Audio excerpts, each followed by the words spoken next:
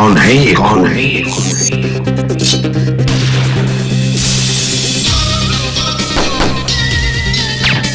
तू भी गया, तू भी गया। अबे मच्छर, मच्छर, मच्छर।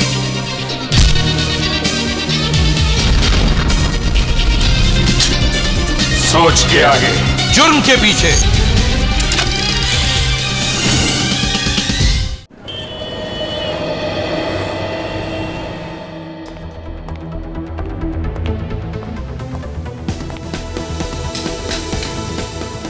नमस्कार, मैं मलिक। एक मजेदार एपिसोड में आप सभी का स्वागत करता हूं। आज एक रहस्य से पर्दा उठेगा, सच्चाई पता चलेगी।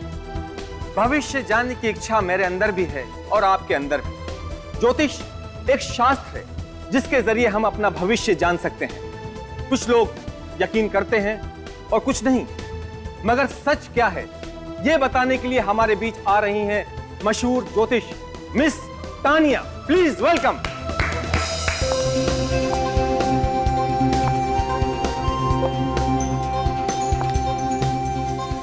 Hello Malay. हेलो, प्लीज आइए। श्योर।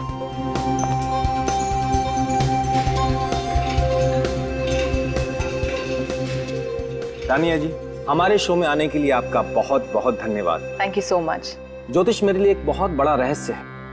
प्लीज आप हमें बताइए कि आप भविष्य कैसे बताते हैं? हम सब इस ब्रह्मांड का एक हिस्सा है। हमारी सोच पर, हमारे हर एक डिसीजन पर इन सितारों का प्रभाव होता है। अच्छा, तो इन सितारों से हमारी किस्मत जुड़ी हुई है? बिल्कुल।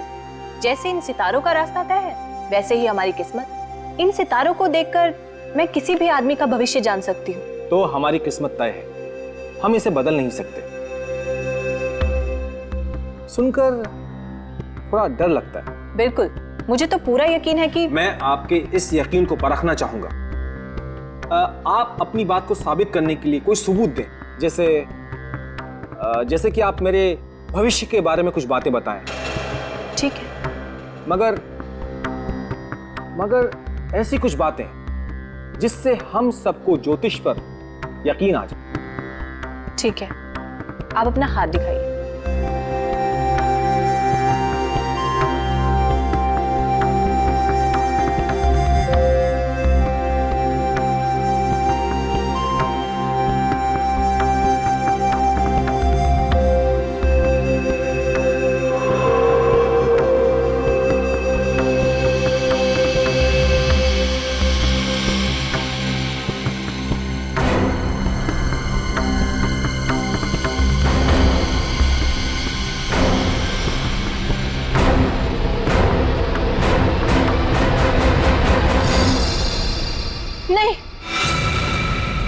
नहीं हो सकता। तुम इंटरव्यू के लिए मान गए और हमारे साथ यहाँ स्टूडियो में मौजूद हो, विश्वास ही नहीं हो रहा है।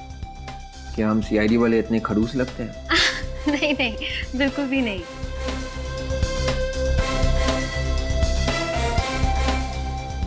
क्या हुआ विवेक, परेशान लग रहे हो? कैमरा और लाइट्स को देखकर नर्वस तो नहीं हो रहे? जी हाँ, ये कैमरा और लाइट्स थोड़ा नर्वस कर रहे हैं मुझे। ओके ठीक है विवेक, नो प्रॉब्लम। हम इंटरव्यू से पहले एक रिहर्सल कर लेते हैं ताकि तुम्हें कैमरा और लाइट्स की आदत हो जाए। जी शुक्रिया। अब विवेक ये बताओ कि तुम सीआईडी में कब आए? यही कोई हो गए होंगे 5-6 साल। अच्छा, तो कैसी होती है सीआईडी ऑफिसर्स की जिंदगी? थोड़ी मुश्किल है पर बहुत ही दिलचस्प। विवेक, एसीपी अभिजीत और दया सर जैसे सीनियर ऑफिसर्स के साथ काम करने के बारे में कुछ बताइए ना हमें। देखिए, उनके साथ काम करना बहुत बड़ी बात है। एक परिवार के जैसे रखते हैं सबको। उन्होंने मुझे बहुत कुछ सिखाया, बहुत कुछ, और मदद के लिए हमेशा तैयार रहते हैं। Very nice. मगर आपके असली परिवार का क्या? आपके माता पिता को डर नहीं लगता? लगता है। मेरी माँ को हमेशा मेरी चिंता लगी रहती है, लेकिन उन्हें गर्व है कि मैं समाज के काम आ रहा हूँ। विवेक, एक और बहुत इम्पोर्टेंट सवाल है और उस सवाल को पूछे बगैर मैं आपको इस स्टूडियो में से जाने नहीं दे सकती। देखिए प्लीज, शादी के बारे में मत पूछना, ऑलराइट? नहीं नहीं, शादी के बारे में तो हम जरूर पूछेंगे, लेकिन बाद में। अभी आप मुझे प्लीज फ्रेडी सर के बारे में कुछ बताइए ना। Freddie sir? हाँ। क्या हुआ विवेक, फ्रेडी सर का नाम लेते ही आपने हंसना शुरू कर दिया? वो बस फ्रेडी सर। विवेक, फ्रेडी सर का नाम सुनते ही आपका ये हाल है, तो आपके साथ काम करते हुए क्या हाल होता होगा? जी हाँ, बिल्कुल पूछिए मत। सॉरी।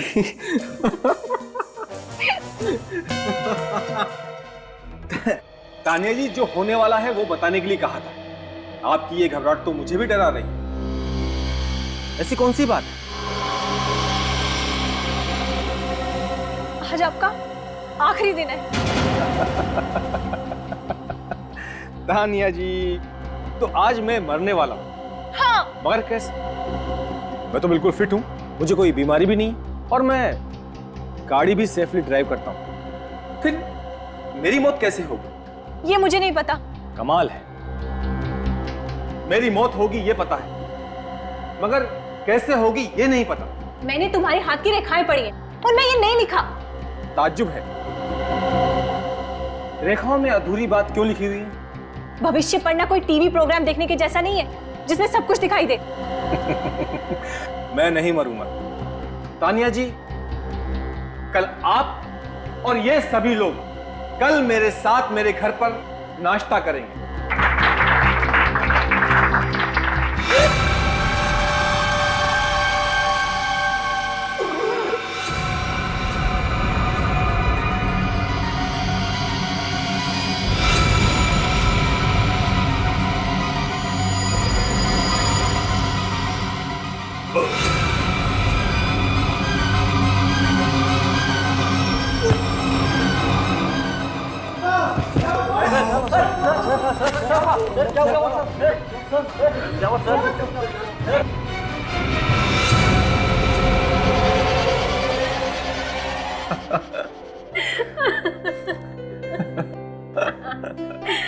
विवेक, बिल्कुल विश्वास नहीं होता कि तुम इतना मजाक कर सकते हो। अब आपको सच बातों पर हंसी आती है तो क्या करें? अरे वाह, वेरी नाइस विवेक। ऐसा लगता है पूरी तरह से कंफर्टेबल हो गए हो। तो इंटरव्यू शुरू करें? बिल्कुल। ठीक है, तो मैं अपने कैमरामैन और बाकी के सारे क्रू को बुला लेती हूँ। प्लीज।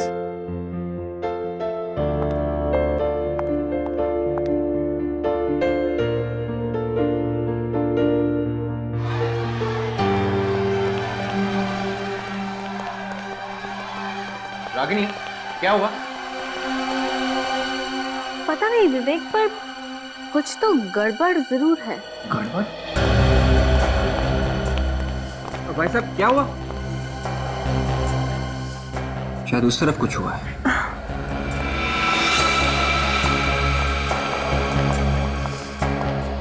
एक मिनट पीछे होइए प्लीज प्लीज। मैम प्लीज, एक मिनट। क्या हुआ इसे? क्या हुआ इसे? भाई साहब, भाई साहब।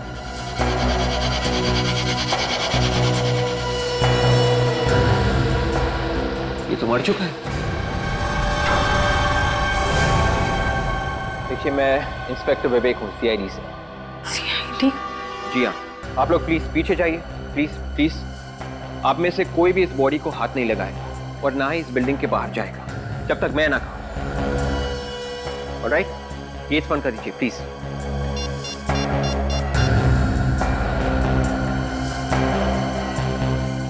हेलो सर, मैं फ्यूचर न्यूज चैनल से बात कर रहा हूँ। आप लोग जल्दी आइए सर, यहाँ पे एक खून हुआ है सर। खून हुआ है? Are you sure कि ये खून हुआ है? आप कौन? सर, ये मशहूर एस्ट्रोलॉजर तानिया हैं। इन्होंने अभी अभी बताया था कि इनकी मतलब मलाई की मौत होने वाली है। तानिया जी?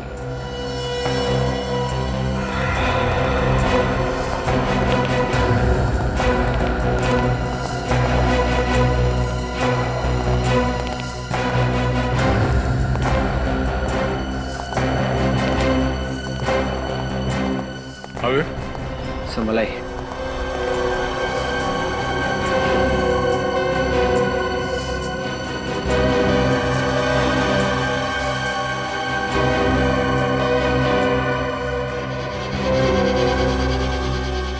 बंद कर रखी है। मुठिया से बंद क्यों है?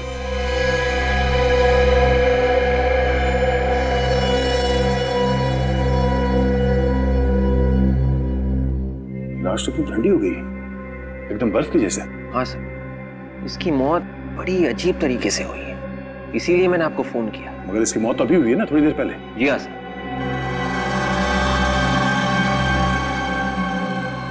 ऐसा लगता है ये लाश किसी फ्रीजर में रखी गई थी। सर लाश भी यहीं पे पड़ी हुई थी और इसकी मौत भी सबके सामने ही हुई है। बॉडी अकड़ भी गई है। राइगर मोटिस को होने में कम से कम 4-5 घंटे लगते हैं। इतनी जल्दी ये बॉडी कैसे अकड़ गई?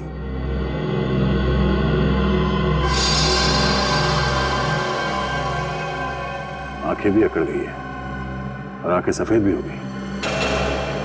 सचिन, ये बॉडी कुछ गड़बड़ है। ये केस डॉक्टर सालुंके की हालत खराब करने वाला है। एक काम करो, लाश को फॉरेंसिक लैब भिजवा दो। डॉक्टर साहब को ये लाश इसी हालत में देखनी चाहिए।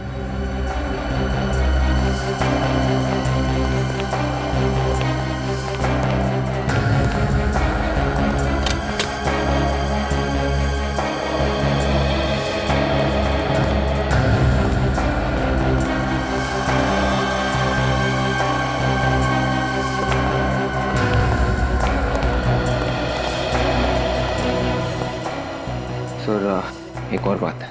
क्या? वो तानिया है सर, एक एस्ट्रोलॉजर। मलय उसी का इंटरव्यू ले रहा था। दोनों बैठे हुए थे और रिकॉर्डिंग चल रही थी। उसी बीच मलय ने तानिया को अपना हाथ दिखाया। तानिया ने हाथ देखा और कहा, मलय तुम्हारी मौत होने वाली है। उसके बाद अचानक ये सब। उसकी मौत लिखी हुई थी। मौत को जब आना होता है वो आकर रहती है, उसे कोई नहीं टाल सकता। तो हम ये समझे कि जैसे ही आपने उस आदमी का हाथ देखा, आपको मालूम पड़ गया था कि ये आदमी ऊपर जाने वाला है। जी हाँ। धनी जी, आपको एक बात बोलूं? मैं आपके बारे में कुछ नहीं बताऊंगी। हमने बड़े बड़े पाखंडी और तांत्रिकों को देखा है, समझी? ज्योतिष विज्ञान कोई पाखंड नहीं है। तो क्या ज्योतिष विद्या एक करंट की तरह है, हा? जो हाथ में तार लगा और फौरन झटका लगा? क्यों? मतलब उस आदमी का हाथ देखते तुम्हारे दिमाग ने बोल दिया कि आदमी मरने वाला है। हा? तुम क्या अंतर्यामी हो, भगवान हो, क्या हो तुम? सर ये भी तो हो सकता है कि ये खूनी के साथ मिली हुई हो। ये आप क्या कह रही हैं? मौत तो ऊपर वाले के हाथ में होती है। हम तो सिर्फ एक जरिया है और मैं चाहकर भी मौत को नहीं बुला सकती। तो मलय कैसे मर गया?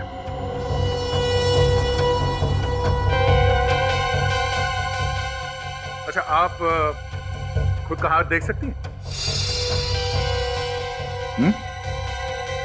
क्या आपका ऊपर वाला आपको बता सकता है कि अभी थोड़ी देर में आपके साथ क्या होने वाला है? नहीं। मैं आपका हाथ बिना देखे बता सकता हूँ कि आपके साथ क्या होने वाला है। क्या होने वाला है? ये लेडी ऑफिसर सबके सामने तुम्हें गर्दन से पकड़ेगी और यहाँ से घसीटते हुए सीआईडी वैन तक ले जाएगी और फिर वहां से सीआईडी ब्यूरो में घंटों तक पूछताछ करेगी, जब तक तुम ये नहीं बता देती कि मौत की भविष्यवाणी हुई कैसे। आप मुझे अरेस्ट करेंगे? अरेस्ट भी करेंगे और लेके भी जाएंगे। इसमें मेरा क्या कसूर है? उसने मुझे बोला था कि वो जब सबके सामने हाथ दिखाए तो मैं बोल दूं कि उसकी मौत होने वाली है।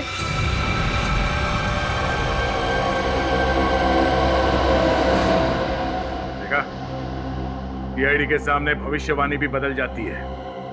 मुझे भविष्यवाणी करने के लिए कहा गया था सर। मलय ने कहा था? जी हाँ। तुम सच बोल रही हो? मैं सच बोल रही हूँ सर। अगर मैं गुनहगार होती तो मैं वहां क्यों रुकती? मलय मरने वाला था और उसे इस बात की कोई चिंता नहीं थी। मलय मरना क्यों चाहता था? चक्कर क्या है?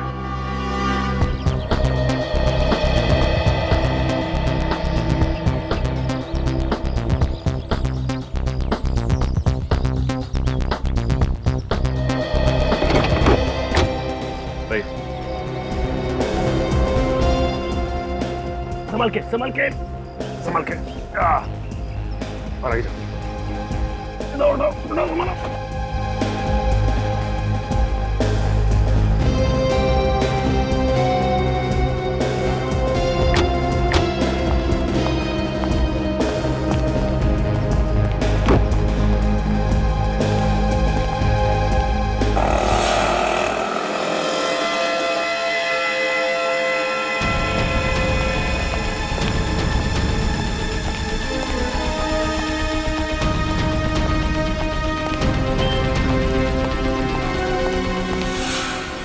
लगाओ। सिक्योरिटी वाला खा गया। सिक्योरिटी,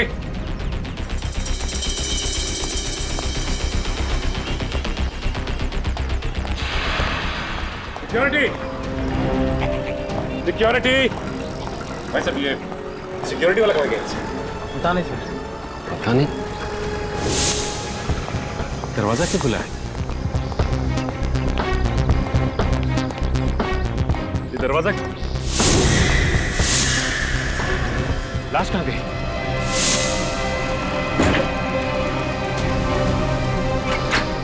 लाश कहाँ गई? लाश पता नहीं साहब, कहाँ गई? पता नहीं, कमाल है। तुम लोग यही थे ना? हाँ साहब, हम तो यहीं पर थे। तुम यहीं पे थे, फिर भी लाश गायब हो गई। मलाई क्या शो कर रहा था वो शो दिखाओ। बिल्कुल, मुझे तो पूरा यकीन है कि मैं आपके इस यकीन को परखना चाहूंगा। ठीक है। मैं चाहता हूं कि आपकी बात साबित करने के लिए आप कुछ सबूत दें। आप अपना हाथ दिखाइए।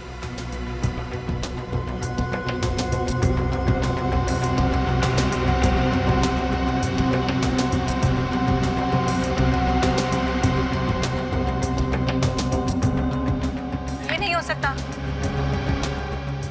नहीं हो सकता? आपकी घबराहट तो मुझे डरा रही है। आज आपका आखिरी दिन है। एक मिनट, जरा पॉज करो, रिवाइंड करो उसे, प्ले करो। ये बार बार अपनी घड़ी की तरफ क्यों देख रहा है? हाँ सर, और बार बार पसीना भी आ रहा है। लगता है मलाई कोई टेंशन में था।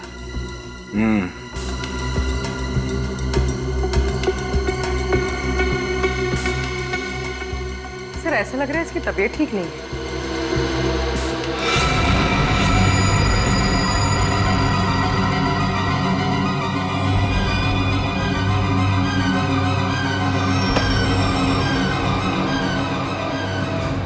क्या बात है सर?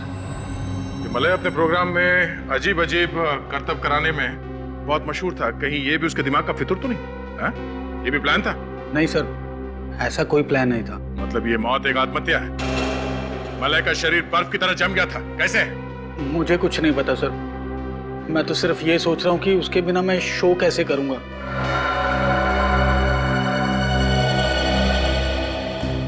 मलाई मरने वाला है, ये बात तानिया को मालूम थी। हाँ सर, लेकिन यहाँ पे काम करने वाले मलय के किसी भी कोलीग को तानिया के बारे में मालूम नहीं था। सबसे पूछा? हाँ सर। अब सर एक लड़की रह गई। कौन? रागिनी। वो मेरा इंटरव्यू ले रही थी। उससे भी पूछ के देखो। Yes sir.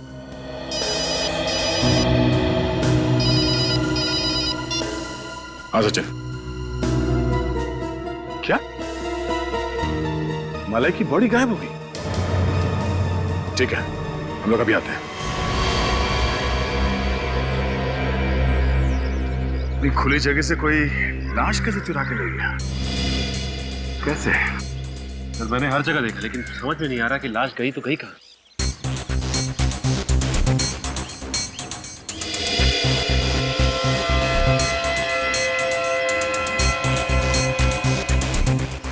एम्बुलेंस के नीचे सब बंद है, कोई ड्रेनेज एग्जिट भी नहीं है।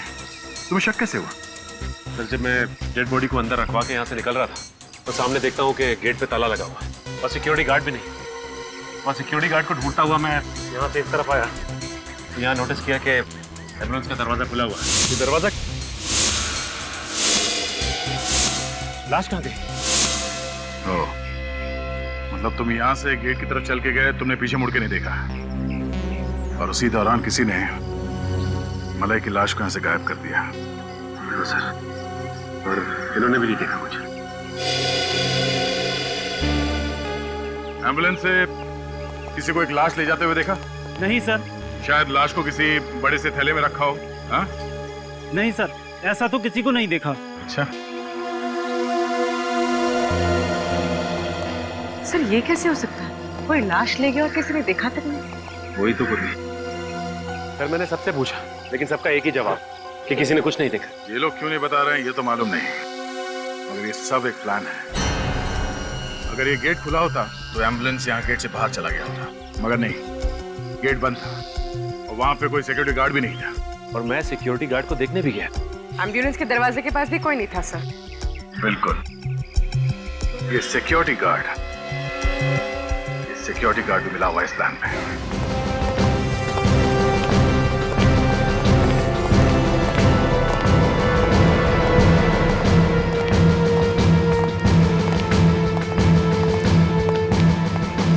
तुम यहाँ गेट पे सिक्योरिटी करते हो? जी सर। कहाँ गए? सब पानी लेने गए सर, गर्मी बहुत है। पानी लेने गए थे आधे घंटे से। सब किसी से कहिएगा मत, वो जब से मौत हुई है ना सब मालिया साहब, तब से ऑफिस जैसे बंद सा हो गया है, इसीलिए थोड़ी देर बैठ गया वहाँ। इसलिए ताकि मलय की बॉडी चुराई जा सके। चोरी हो गई साहब, इसमें मेरा कोई हाथ नहीं साहब, मुझे कुछ नहीं मालूम। बिल्कुल मौके पर ही गायब हो गए थे तुम? हाँ? वो नहीं मैम, एक फोन आ गया था, उसी को अटेंड करने गया था और थोड़ी देर बैठ गया मैं। फोन किसे? वो पता नहीं साहब, लेकिन जब मैं वहाँ पहुँचा तो फोन कट गया। मुझे लगा घर पे फोन होगा, इसलिए थोड़ा इंतजार करने लगा। एक मिनट, इसने तुम्हें कहा कि तुम्हारा फोन आया है, उसने तुम्हें ये नहीं बताया कि किसने फोन किया था? नहीं साहब। अच्छा, तुमने पूछा क्यों नहीं उससे कि कौन बोल रहा है? सर क्योंकि इसके दोस्त और घर वाले हमेशा कॉल करते हैं, इसके लिए मैं कई बार पूछती नहीं हूँ। फोन करने वाला लड़का था या लड़की? सर लड़की थी। लड़की थी? उसने क्या बोला? जो बोला वही बताओ। हाँ, उन्होंने बोला कि महेश को बुला। महेश को बुला? महेश बोला या सिक्योरिटी गार्ड? सोच के बताओ।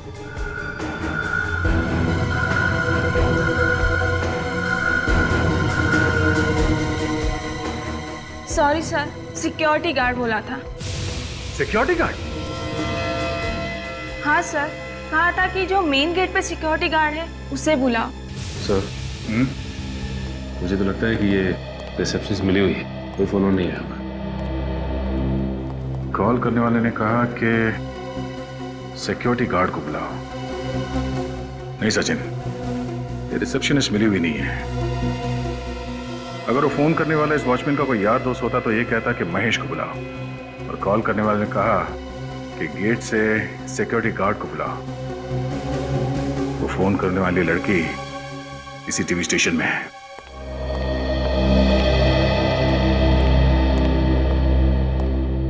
ये रागिनी का फोन क्यों नहीं लग रहा है?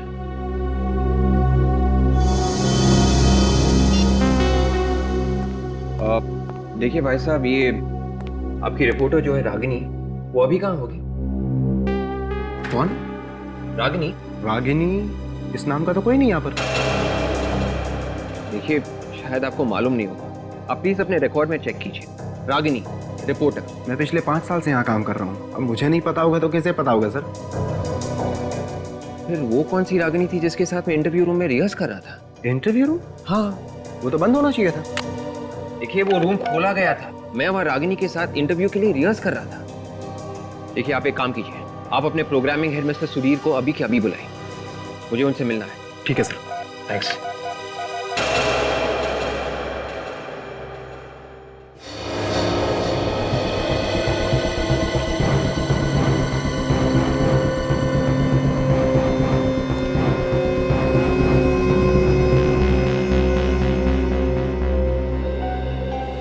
मिस्टर सुधीर, आपको मालूम है कि मेरा इंटरव्यू यहाँ पे होने वाला था? आपका इंटरव्यू यहाँ पे? जी हाँ। नहीं सर, इस बारे में मुझे कुछ नहीं मालूम। देखिए आपकी रिपोर्टर रागिनी ने मुझे यहाँ इंटरव्यू पे बुलाया था, कैमरा यहाँ पे लगा हुआ था, रागिनी यहाँ पे बैठी थी और मैं यहाँ पे, हमारे बीच बातचीत शुरू हो गई थी। फिर अचानक, अभी समझ में नहीं आ रहा है कि यहाँ पे ना तो कोई रागिनी को जानता है और ना ही इस इंटरव्यू के बारे में। हाँ सर, रागिनी नाम की कोई रिपोर्टर नहीं है और ना ही यहाँ पे कभी काम करती थी। मैं तो खुद ताज्जुब में हूँ कि ऐसा कैसे हो गया। ये सारी तैयारी अपने आप तो नहीं होगी, यहाँ पे कुछ तो होने वाला होगा ना? हाँ सर, मलाय यहाँ पे एक इंटरव्यू लेने वाला था। मलाय तो दूसरे इंटरव्यू में था, तो फिर यहाँ कौन सा इंटरव्यू? उस इंटरव्यू के खत्म होने के बाद वो दूसरा इंटरव्यू यहाँ पे लेने वाला था। अच्छा, तो ये रूम खाली था, ये बात रागिनी को मालूम थी, तभी उसने ये सारा प्लान बनाया। मिस्टर सुधीर, आपके टीवी स्टेशन का ही कोई आदमी है जिसने ये बात रागिनी को बताई थी। कौन है वो? किसी पे कोई शक? नहीं सर। कोई तो है मिस्टर सुधीर, कोई तो है। कौन?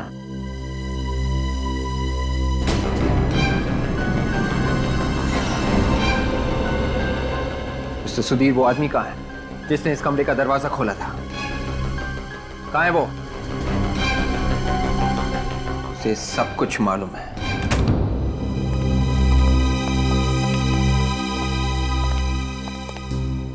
कहाँ है वो? पता नहीं सर। पता कैसे नहीं? सर वो यहीं बैठता है, शायद किसी काम से बाहर गया होगा। कमल नाम है उसका। कमल? मेंटेनेंस वाला आदमी मिला विवेक? नहीं सर, लेकिन उसका नाम कमल है सर। वो यहीं कहीं होना चाहिए। शायद वो भी फ्रॉड हो। सर कोई ताजुब की बात नहीं है, लेकिन वो यहीं का एम्प्लॉय लग रहा था। सर आप मुझे थोड़ा वक्त दीजिए, मैं उसे ढूंढ निकालता हूँ please. Relax relax Vivek, tension मत लो। हाँ सचिन, तुम जाके देखो, ढूंढो उसे। आइए भाई सर। जी विवेक, तुम रागिनी को कैसे जानते हो? सर एक्चुअली रागिनी ने मुझे फोन किया एक इंटरव्यू के लिए। पिछले 2 हफ्ते से वो रिक्वेस्ट कर रही थी, तो मैंने सोचा। सब एक प्लानिंग है। मतलब सर? मतलब उसने पहले मलाई का खून किया और फिर उसकी बॉडी को चुरा लिया।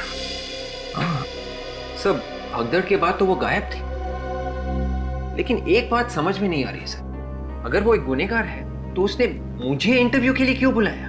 क्यों सर? सर ये रहा कमल। यही है वो सर। कहाँ है वो? कौन थी वो? जल्दी बता, नहीं तो। कौन सी लड़की? मैं किसी लड़की को नहीं जानता। सर आज सुबह इनके साथ एक लड़की आई थी यहाँ पे। हाँ कौन थी वो? सर मैं नहीं जानता। तो तुमने इंटरव्यू रूम क्यों खोला उसके लिए? सर वो तो मलय सर ने कहा था कि वो मैडम को इंटरव्यू में बिठाओ करके। मलाई ने? मलाई की मौत का फायदा उठा के अपना इल्जाम उसके सर पे तो नहीं डाल रहे हो तुम? नहीं नहीं सर। सबूत है तुम्हारे पास? सर सबूत? हाँ है सर, 1 मिनट।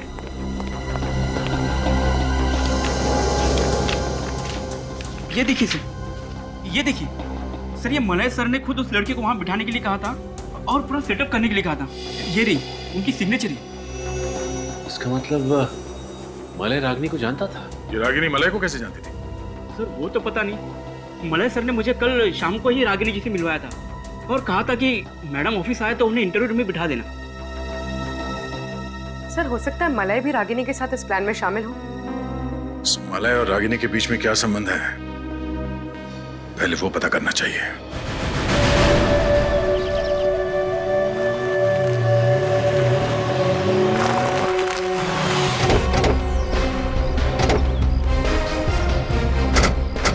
सर मलय तो अकेला रहता था, फिर हमें यहाँ क्या मिलेगा? शायद रागिनी के बारे में कुछ पता चल जाए, शायद उसका एड्रेस मिल जाए।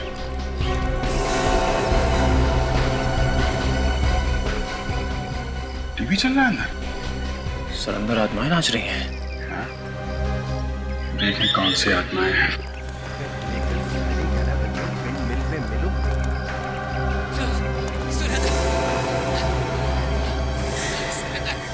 जोर से टीवी चल रहा है, फिर भी आदमी सोया पड़ा है।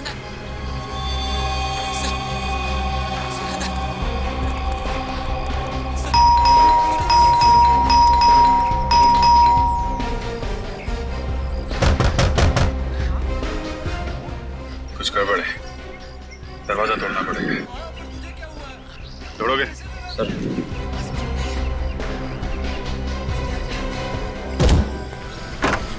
Good job.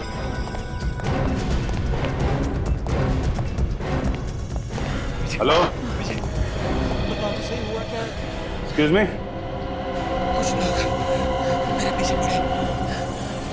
Hello. My god, ये तो मर गया।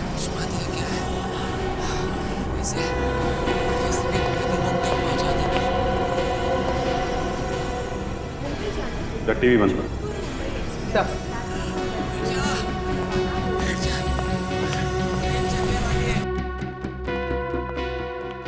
घर को अच्छी तरीके से चेक करो। नहीं सर।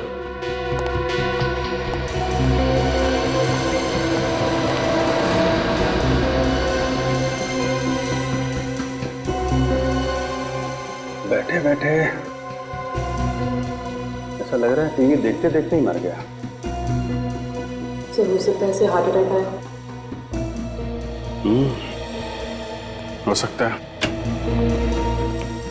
आने के घर के अंदर कोई भी नहीं है। घर में कोई भी नहीं? नहीं सर। ये आदमी यहाँ पे अकेला है? कौन ये आदमी?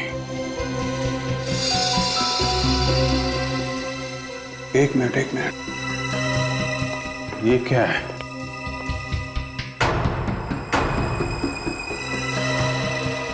ये क्या है?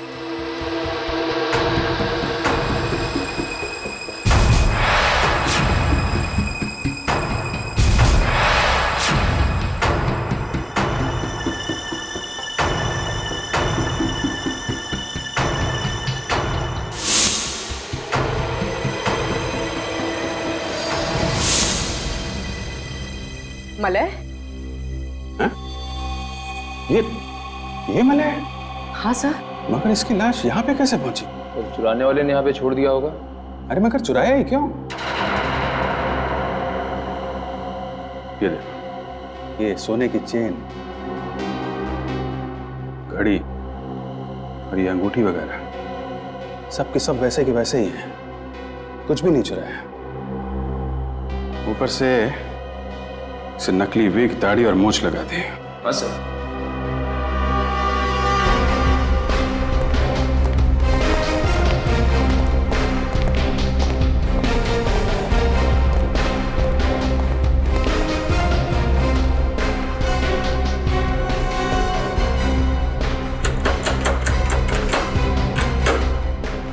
लॉक तो बिल्कुल ठीक ठाक है। दरवाजा तोड़ने का कोई निशान नहीं। कहीं ऐसा तो नहीं जिसने मलय की लाश यहां रखी उसके पास इस घर की चाबी हो? चाबी से दरवाजा खोला, लाश को यहां पे रखा और चुपचाप निकल गया।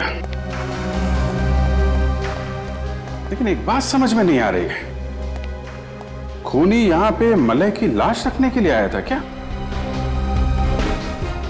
क्यों? है कौन वो आदमी? रागिनी तो यहाँ नहीं है। रानी तो फिर कहाँ है? वो अपने घर गई है। मगर रागिनी तो यहीं पे रहती है ना? सर वो नासिक की रहने वाली है। यहाँ मैंने अपना घर उन्हें किराए पर दिया था। ओह, और कब गई वो यहाँ से? आज सुबह कुछ 12 बजे के आसपास। 12 बजे के आसपास? मलय का खून हुआ सुबह 10 बजे और ठीक 2 घंटे बाद 12 बजे वो यहाँ से भाग गई। क्या वो खून में शामिल? ये कहाँ फंसा दिया मुझे? अच्छा, रागिनी के घर वालों का नंबर तो होगा ना आपके पास?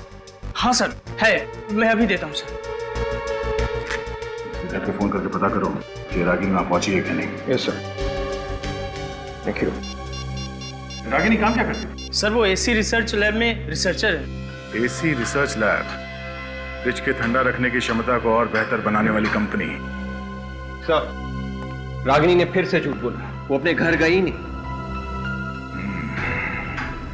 यही उम्मीद भी थी।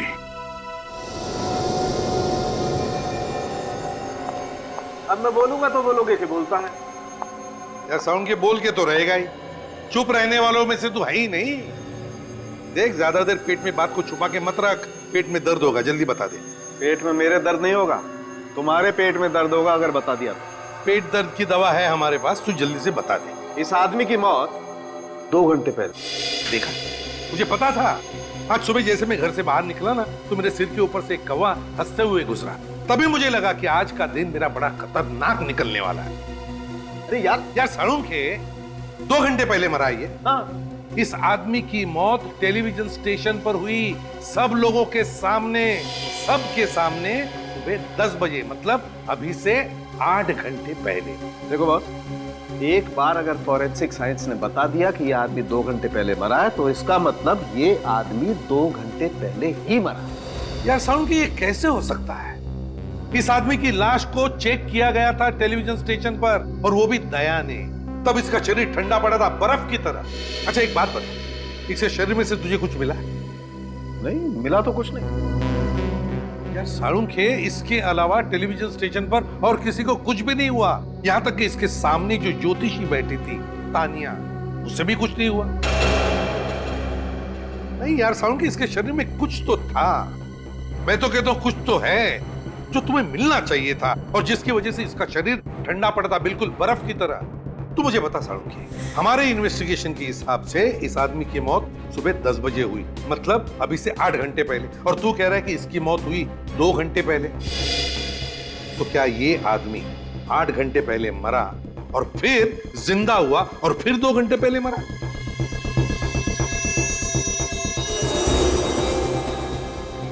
वैसे शरीर ठंडा हो जाने से दिल की धड़कनें तो कम हो जाती। इतनी कम हो जाती है कि ये मरा हुआ लगे? थ्योरी के हिसाब से हाँ। एक बात और, क्या? ये देखिए यहाँ इसकी गर्दन पर ये जो 2 निशान है, इंजेक्शन के निशान है बॉस। इस आदमी को यहां से जहरीला इंजेक्शन दिया गया है और उस जहर से ही इस आदमी की मौत हुई। यह आदमी जहर से मरा, इसे इंजेक्शन दिया गया जहर का। किसने दिया इसे जहर का इंजेक्शन? किसने? हमें रागिनी के बारे में कुछ पूछताछ करनी है। ये सीआईडी रागिनी के पीछे क्यों पड़ी हुई है? जहाँ जहाँ गुनाह वहाँ वहाँ सीआईडी। शायद रागिनी के हाथ खून में रंगे है। खून? नहीं, ये हो ही नहीं सकता। वो कब से नहीं आई है काम पे नहीं आई? अरे सर, वो तो आज भी काम पे आई हुई है। आई है? कहाँ है वो? अपने लैब में। कहाँ है लैब? चलिए मैं आपको बताता हूँ। चलिए। रागिनी के लैब का दरवाजा सर ज्यादातर बंद ही रहता है। दरवाजा खुलवाना पड़ेगा। रागिनी, रागिनी दरवाजा खोलो। रागिनी।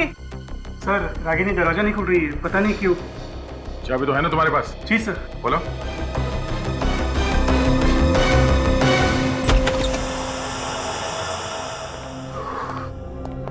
कमरे का ठंडा क्यों है? सर, वो रागिनी ने एक ऐसा केमिकल बनाया जिससे फ्रिज को ठंडा करने की कैपेसिटी बढ़ जाए।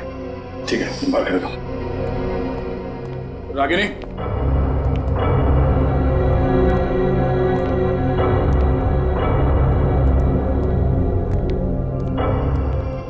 रागिनी। My God.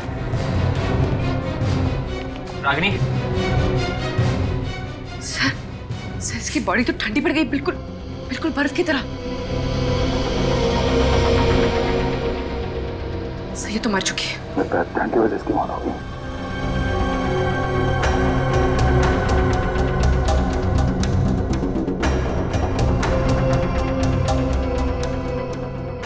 सब चीज अपनी जगह पे है। लैब के अंदर कोई और है भी नहीं, कोई हाथापाई के निशान नहीं।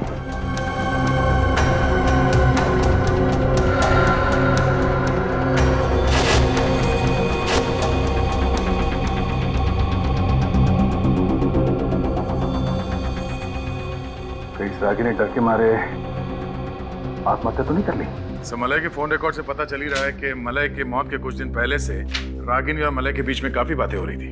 अच्छा, साळुंखे, ये जो रागिनी की लैब में से हमें केमिकल मिला, इसके बारे में क्या पता चला?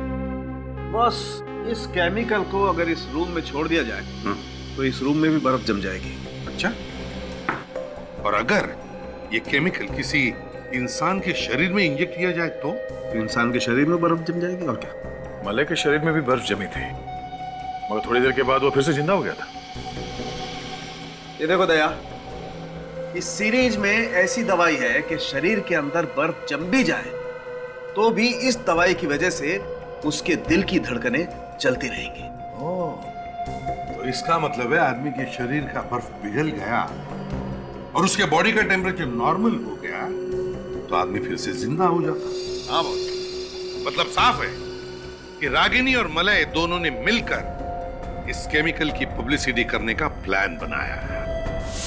मलय जब जमीन पर गिरा हुआ था उस वक्त उसे ये केमिकल इंजेक्ट किया गया ताकि उसका दिल काम करता रहे।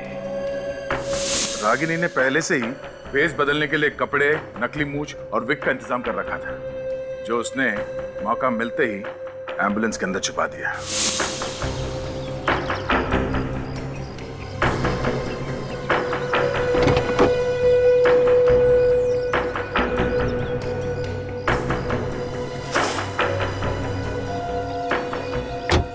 मलय को एम्बुलेंस में डालने के वक्त तक होश आ गया था और जैसे एम्बुलेंस का दरवाजा बंद हुआ वो उठा और उसने भेस बदल लिया।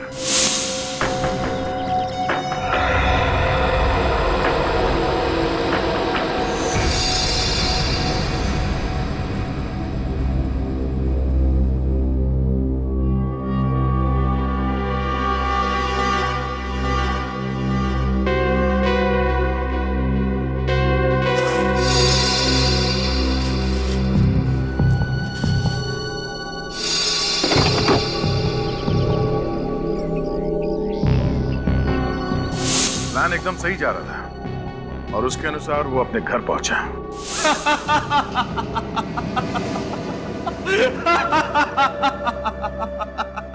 सब कुछ कितनी आसानी से हो गया और किसी को भनक तक नहीं लगी। अंतर्राष्ट्रीय बाजार में कच्चे तेल का भाव $105 प्रति बैरल से गिरकर $73.63 प्रति बैरल पर आ गया है, लेकिन $21 प्रति बैरल की कमी के बावजूद पेट्रोल कंपनियां तेल के दाम घटाने को तैयार नहीं है। किसी भी चैनल पर मेरे मरने की खबर क्यों नहीं दिखा रहे? 5 रुपए लीटर बढ़े थे। उस वक्त कच्चे तेल की कीमत $105 प्रति बैरल थी। उनको पता ही नहीं कि मैंने क्या झेला। शरीर ठंड के मारे अकड़ने लगा था और इतना दर्द, मौत के मुंह से बाहर आया हूं। जरा संभल के हैं।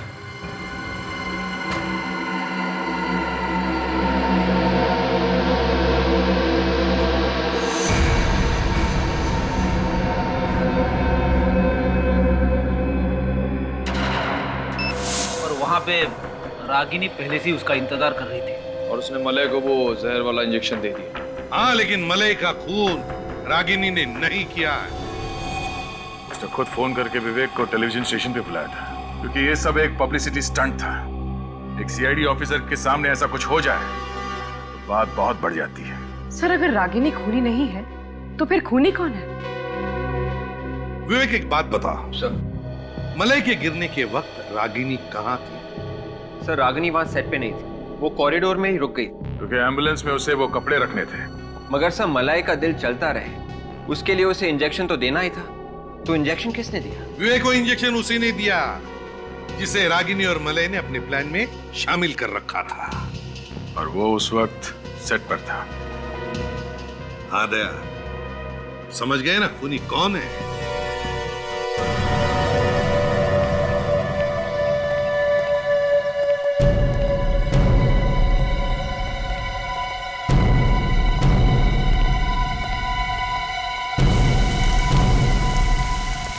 नमस्ते।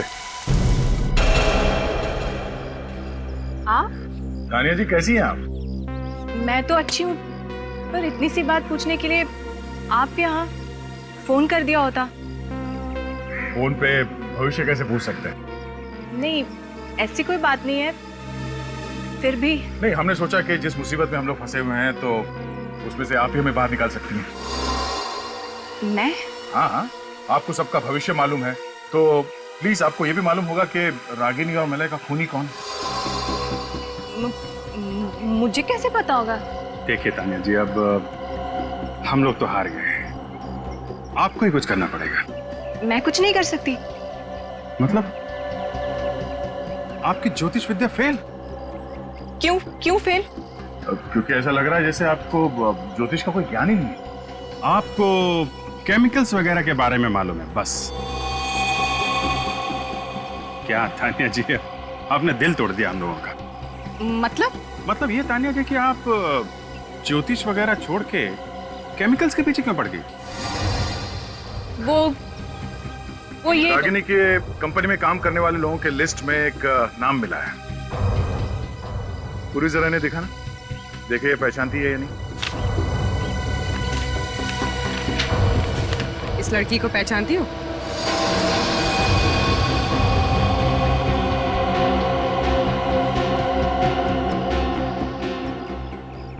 क्या हुआ? फोटो पहचानने में प्रॉब्लम हो रही? हम आपकी मुश्किल आसान कर देते हैं। ये आप ही की फोटो है और आप उस केमिकल बनाने वाली कंपनी में काम करती हैं, है ना? हाँ, मैं उस कंपनी में काम करती हूँ। और मलय और रागिनी के प्लान में तुम भी मिली हुई थी। उनकी मौत से मेरा कोई लेना देना नहीं है। ओह, तो मलय के मौत के दिन तुम उसके घर नहीं गई थी? हाँ? नहीं। मगर तुम्हारा मोबाइल फोन बता रहा था कि उस वक्त तुम उसी एरिया में थे। या नहीं? थी।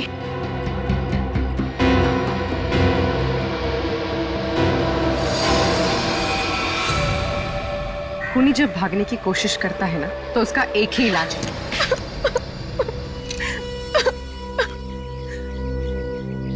हाँ, मैंने ही उसे मारा था। मैंने ही मलय को मारा था, वो जहर वाला इंजेक्शन देके उसके घर पर।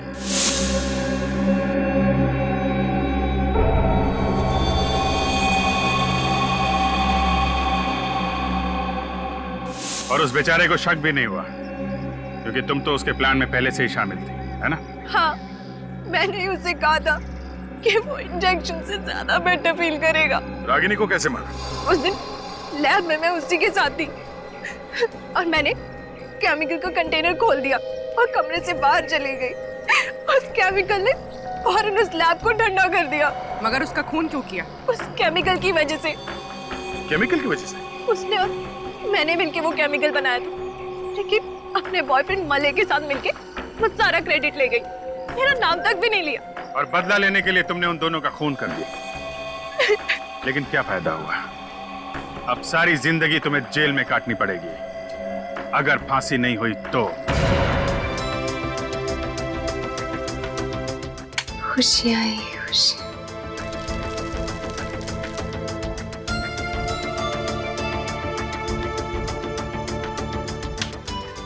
ढेर सारी खुशियां चारों तरफ, पर ये खुशियां आएंगी कब, ये नहीं जानती।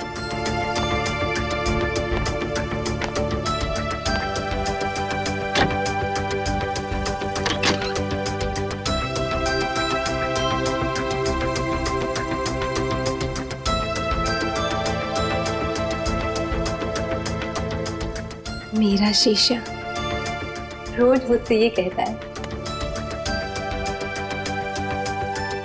कि मैं दुनिया की सबसे खूबसूरत लड़की हूँ।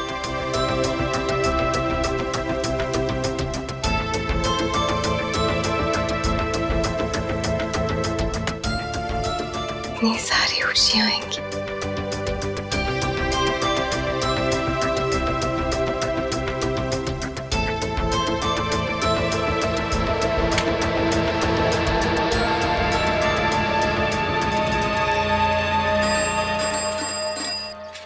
अरे नथु, कहाँ जा रहे हो? इतने बड़े बड़े दूध के डब्बे लेके यात्रा पे तो नहीं जा रहा हूँ, अरे दूध देने जा रहा हूँ। अच्छा ठीक है, जाओ, ज्यादा वक्त मत लगाना। हाँ। जा। ये आवाज? कोई बचाओ! ए, कौन है वहाँ? अरे कोई बचाओ उस लड़की को!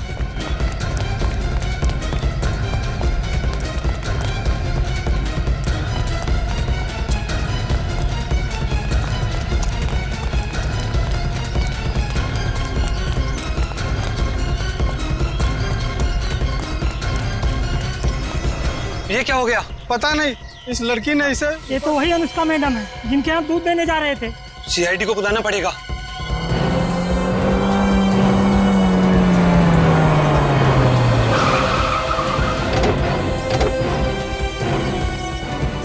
मैंने ही कॉल किया था सर आपको। सर ये अनुष्का मैडम है, 9वें वाले में रहती है इसी बिल्डिंग पे। हटिए प्लीज, क्लास से दूर खड़े रहिए।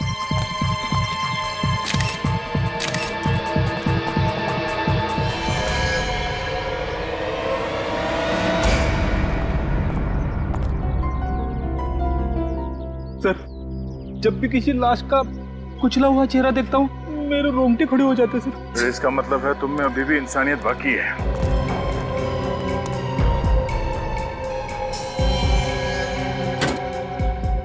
जिस तरह इसका चेहरा और लगता है ये लड़की सीधे सर के बल नीचे गिरी है। मैक्सिमम इम्पैक्ट सर के बल हुआ है। कहीं धक्का तो नहीं दिया इसे? बड़ी कह नहीं सकते। ये लड़की यहाँ रहती है 9वें माले पे। अगर किसी ने यहाँ से धक्का दिया होता तो इसकी लाश और आगे यहाँ गिरनी चाहिए थी, मगर ये लाश बिल्डिंग के काफी नजदीक गिरी है। मतलब श्रुति को किसी ने धक्का नहीं दिया? बिल्डिंग से जितनी दूर ये लाश गिरी है उससे तो ऐसे ही लगता है कि ये खुद बालकनी से नीचे कूदी है। शायद ये आत्महत्या ही है। हाथों पे, गले पे, शरीर पे कहीं भी खरोच वगैरह का निशान नहीं है। ऐसा लगता नहीं है कि कोई हाथापाई हुई है या फिर किसी ने ऊपर से इसे धक्का दिया है। बालकनी में चल के देखते हैं वहां पे इतनी जगह है क्या कि कोई उससे वहां से धक्का दे सके।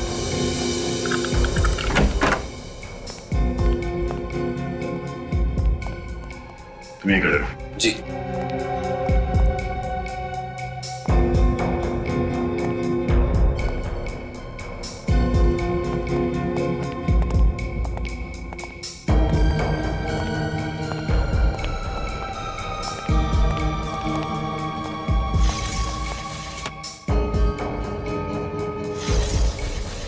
अनुष्का यहाँ से गिरी है।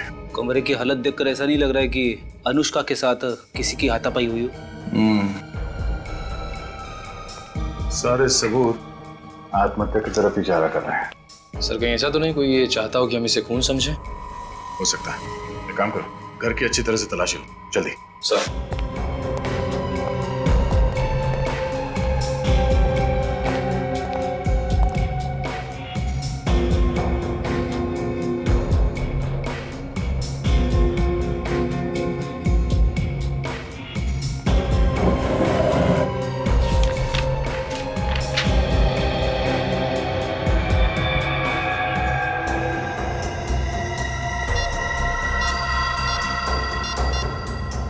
अनुष्का का मोबाइल।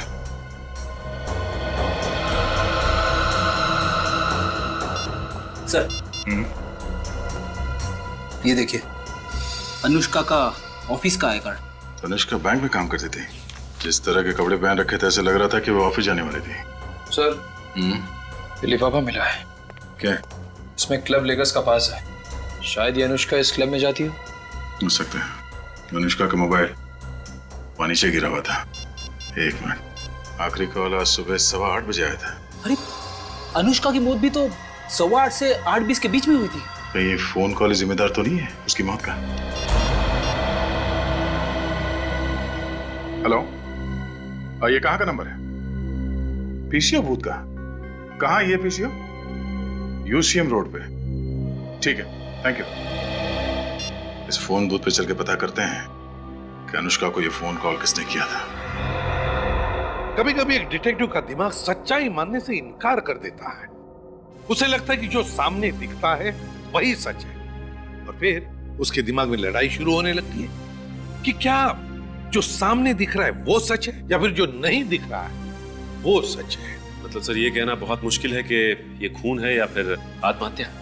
सचिन, जहां पर हमें अनुष्का की लाश मिली वहां से पता चलता है कि वो एक आत्महत्या है, लेकिन यह भी कहना गलत होगा कि वो खून नहीं है। खून भी हो सकता है। पर सर खून करने के लिए तो खूनी का होना जरूरी, लेकिन अनुष्का के घर से खूनी की मौजूदगी के कोई भी निशान नहीं। वही तो, फॉरेंसिक रिपोर्ट के मुताबिक अनुष्का के शरीर में कोई नशा नहीं था किसी दवाई की वजह से। सर अनुष्का को जो फोन आया था मरने से पहले? हाँ, 15 सेकंड पहले बात की उसने। किसके साथ बात की अनुष्का ने? कुछ पता लगा है तुमने? सर जिस पीसीओ से फोन आया था उस पीसीओ के मालिक की याददाश्त कमजोर है सर। उसे पता ही नहीं कि फोन किसने किया था। चलो कोई बात नहीं। अनुष्का के घर से और कुछ मिला? हाँ सर, ये बिल मिला है ज्वेलरी शॉप का। तो ये बिल पहले क्यों नहीं मिला फ्रेडी? सर ये बिल ड्रॉअर के कोने में अटका हुआ था, इसलिए पहले नहीं दिखा। सोने की अंगूठी 2 दिन बाद मिलने वाली थी। कहीं ये शादी वादी का चक्कर तो नहीं? सर आइए प्लीज। सर ये भारती जी, अनुष्का की माँ। अनुष्का मेरी इकलौती बेटे थी, भगवान ने ऐसा क्यों किया? उससे मेरे बेटे ही छीन लिए। भारती जी संभालिए अपने आप, शांत हो जाइए। आइए आप बैठिए। आइए आइए प्लीज, आइए बैठिए।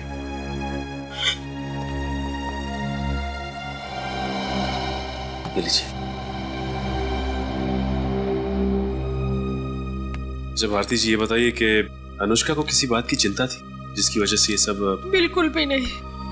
अगर उसे ऐसा कोई गम होता तो वो मुझसे कभी नहीं छिपाती। अनुष्का का किसी के साथ कोई झगड़ा वगड़ा तो नहीं हुआ था ना? एक भोली भाली लड़की की किसी के साथ क्या दुश्मनी हो सकती है? अच्छा, आपकी अनुष्का के साथ फोन पर अक्सर बात भी तो होती होंगी? हर रोज होती थी। उसने कभी कुछ बताया आपको? उसने मुझे बताया था कि उसकी जिंदगी कोई नया मोड़ लेने वाली है। कैसा मोड़? वो तो बताया नहीं, कह रही थी सरप्राइज है। और जिस दिन ये सरप्राइज पे से पर्दा उठाएगी वो दिन मेरे लिए सबसे ज्यादा खुशी का दिन होगा। तो क्या कोई शादी वादी की बात थी क्या? वो तो बताया नहीं सर, बताने से पहले ही। ये एक ज्वेलरी शॉप का बिल मिला है हमें अनुष्का के घर से, सोने की अंगूठी का। सोने की अंगूठी? वो तो कभी भी सोना खरीदती नहीं थी। तो हो सकता है किसी को देने के लिए बनवाई हो। सोने की अंगूठी? ये भी हो सकता है कि शायद वो किसी लड़के को देना चाहती हो। मुझे इसके बारे में कुछ नहीं मालूम सर।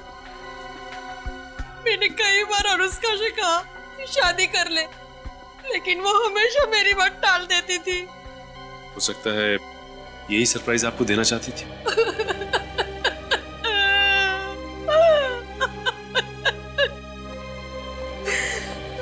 सचिन, ज्वेलरी शॉप से पता लगा। देखो, इस सोने की अंगूठी की ऑर्डर देने के लिए अनुष्का के साथ उस शॉप में कोई और भी गया था क्या?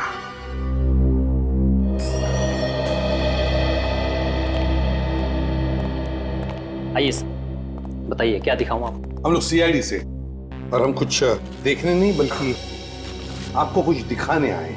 ये रिसीट आप ही की ज्वेलरी शॉप की है ना? जी सर। तो क्या इस रिसीट पर जिस अंगूठी का ऑर्डर दिया गया है वो अंगूठी आप हमें दिखा सकते हैं? जी सर। ये रही वो अंगूठी सर। ओह,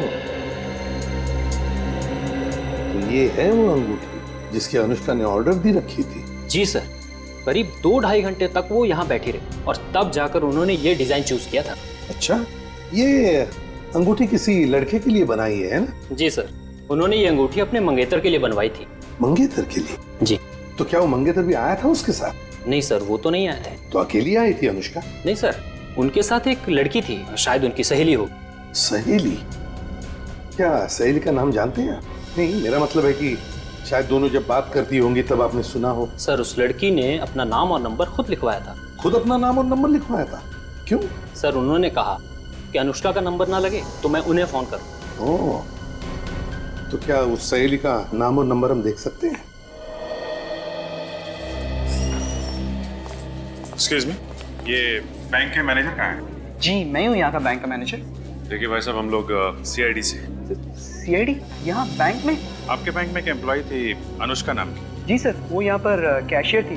क्या हुआ सर? एक्चुअली उसका खून हो गया है। व्हाट? अनुष्का का खून हो गया? कैसे सर? बिल्डिंग से नीचे गिर के। हे भगवान, 1 महीने से मैं उससे मिला नहीं। मैंने उसे नौकरी से निकाल दिया था। आपने उसे निकाला था? क्यों? सर, वो बैंक से पैसे चोरी करेगी तो मैं उसके गले में माला तो नहीं डालूंगा ना। वो खुद तो डूबने वाली थी, साथ में मुझे भी डुबाने वाली थी। पूरे 1 लाख रुपए खा गई थी वो। 1 लाख रुपए? जी सर, 1 लाख रुपए। लेकिन अनुष्का तो काफी अच्छे घर की लड़की थी। वही तो सर, अच्छे घर की होने के बावजूद भी उसने ऐसा काम किया। आपने पुलिस में रिपोर्ट लिखवाई?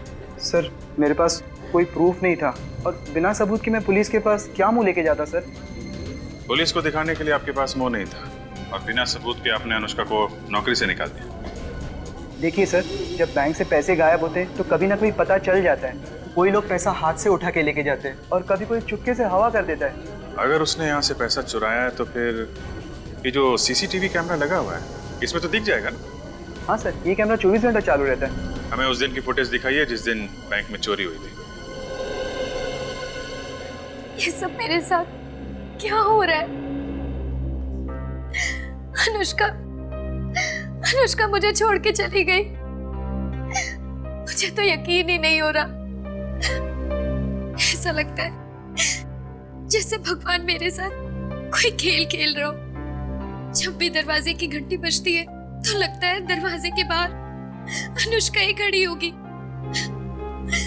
अनुष्का से दोबारा ना मिल पाने का ख्याल ही मुझे खाए जा रहा है। देखो जानवी, मैं तुम्हारा दुख समझ सकता हूँ। ये बात सच है कि जब भी कोई अपना करीबी अचानक बेवजह मारा जाए तो उसका दर्द सहना मुश्किल है, लेकिन क्या करें, जिंदगी है ही ऐसी। लगता है आप काफी अच्छी दोस्त थी अनुष्का की। हम दोनों कॉलेज के दिनों से बहुत अच्छी सहेलियां थी। वो अपना हर सुख दुख मुझे बताया करती थी। तो फिर जानवी, अनुष्का ने तुम्हें ये भी तो बताया होगा कि वो किसके साथ शादी कर रही है। शादी? शादी क्यों? तुम तो गई थी ना उसके साथ अनुष्का की एंगेजमेंट रिंग खरीदने के लिए। पर उसने मुझे अपने मंगेतर से नहीं मिलवाया था। कहा था सरप्राइज है, वक्त आने पर मिलवाएगी। मगर उसका नाम हम तो बताया होगा, या तो फिर वो कहाँ रहता है या उसका टेलीफोन नंबर वगैरह। हाँ, उसका नाम राहुल है। राहुल? मुझे इतना ही पता है। इसे एक बात बताओ, ये अनुष्का राहुल से मिली कैसे? अनुष्का को इंटरनेट पे चैटिंग करने का बहुत शौक था। राहुल से भी वो इंटरनेट पे ही मिली थी। इंटरनेट पे? अनुष्का राहुल से इंटरनेट पर मिली थी? तो फिर अनुष्का के कंप्यूटर से हम राहुल तक पहुंच सकते हैं।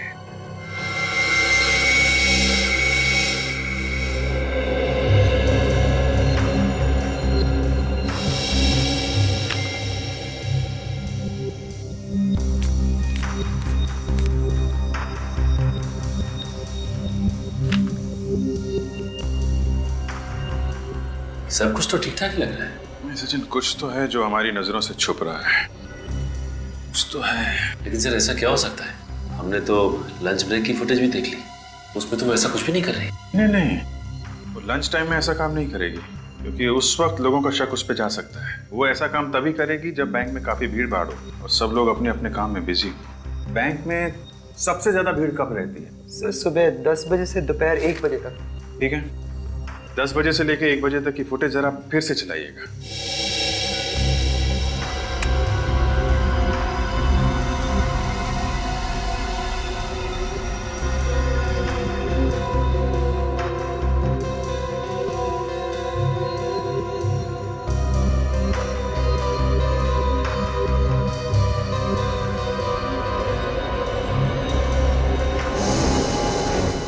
ये देखा सचिन? कैसा? 1 मिनट, ये जरा स्टॉप करें, स्टॉप। जरा इसको पीछे।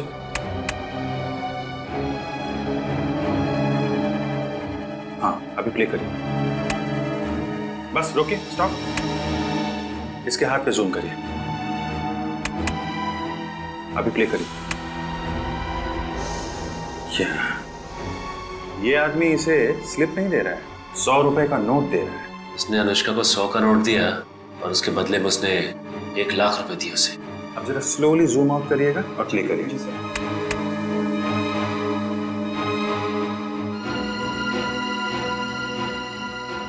लेकिन इसका चेहरा दिखाई नहीं दे रहा है। कोई बात नहीं सचिन, इसकी जैकेट और दाढ़ी दिख रही है ना, और ये आदमी करीब 5 फीट 5 इंच के करीब होगा। ये आदमी ही वो चाबी है जिससे हम इस केस के सारे ताले खोल सकते हैं। ओहो, कौन आ गया इस वक्त? आ रहा हूं बाबा।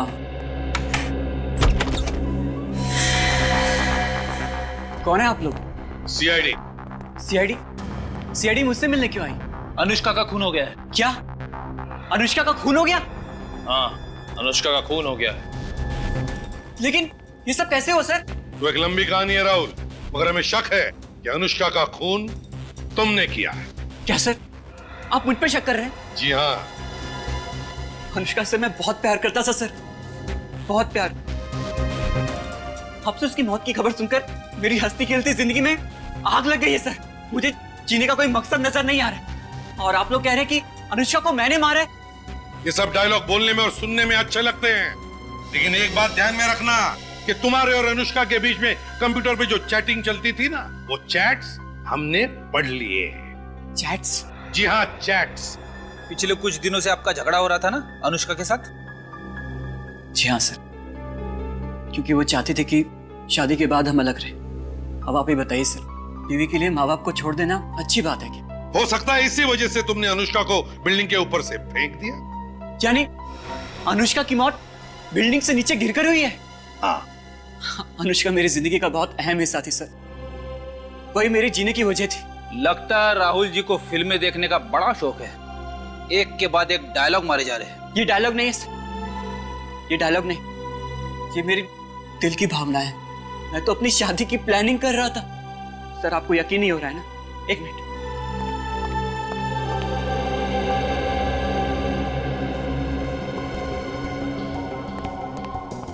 ये देखिए सर, ये हमारी शादी का कार्ड और ये दुबई की 2 टिकटें। शादी के बाद हम घूमने जाने वाले थे।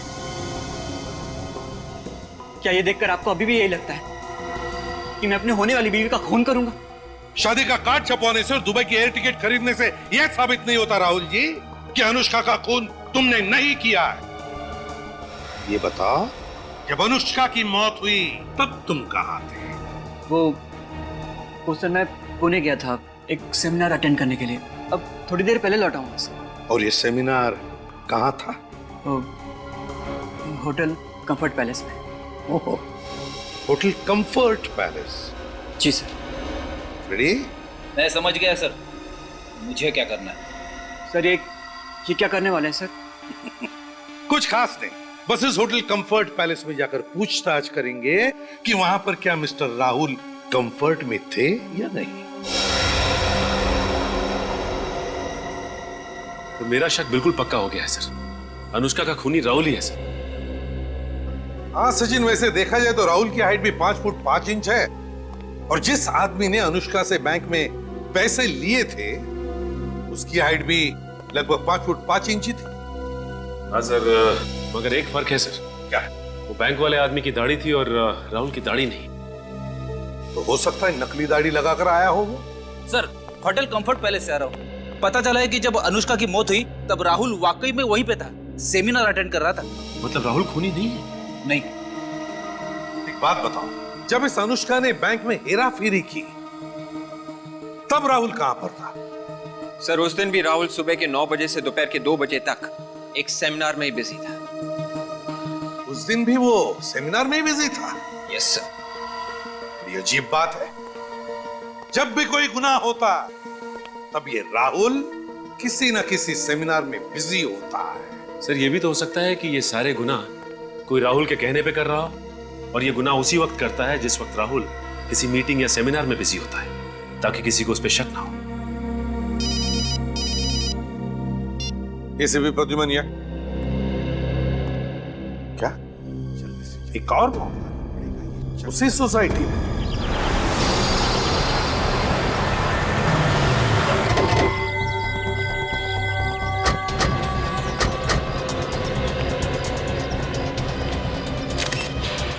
एक ही दिन में 2 मौत, उसी बिल्डिंग में, उसी तरीके से।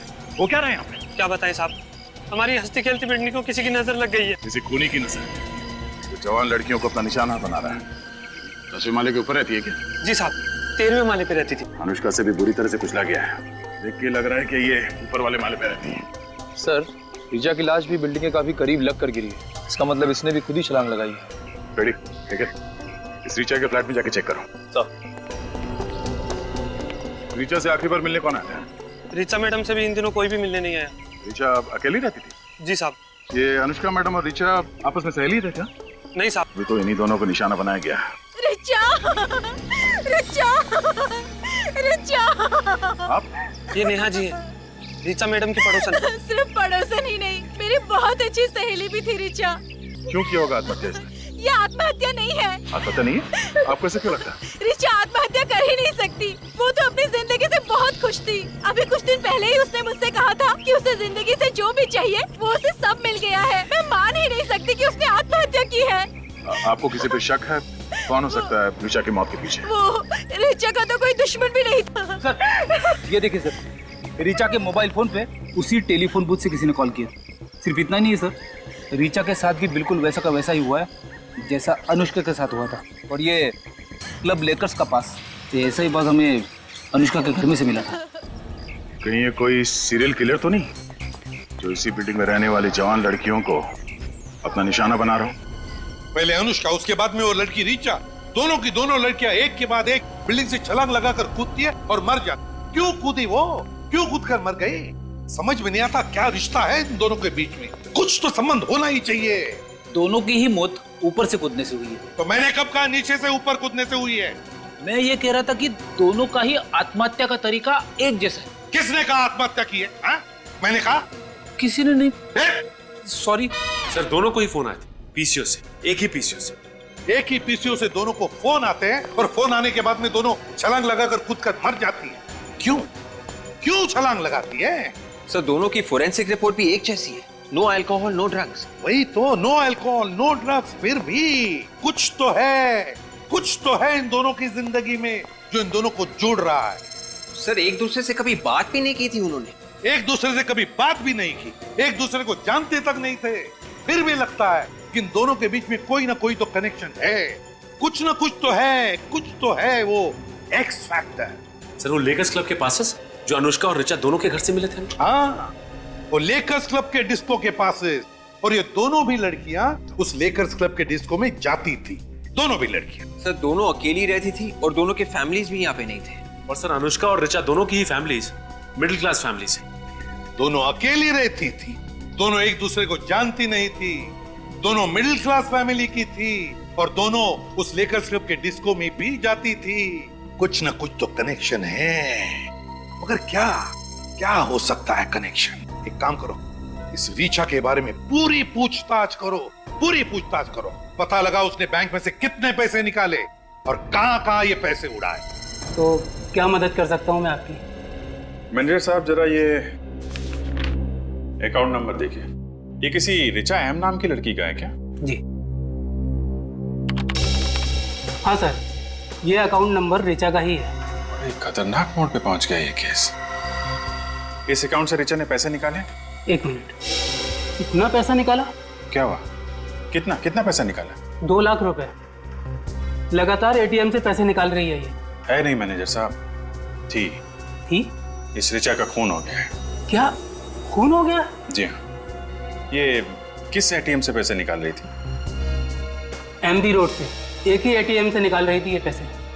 सर, कमाल की बात है, ऋचा जिस सोसाइटी में रह रही थी वो शहर की एक तरफ है और जिस एटीएम से पैसे निकाल रही थी वो शहर की दूसरी तरफ, उसके घर से इतनी दूर। ये बात तो है। अच्छा, इसने सिर्फ पैसे निकाले या किसी को पैसे दिए भी हैं? हाल ही में कोई ट्रांजैक्शन हुआ है?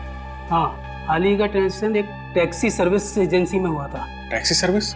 हाँ, taxi service, wheels taxi service. Wheels taxi service.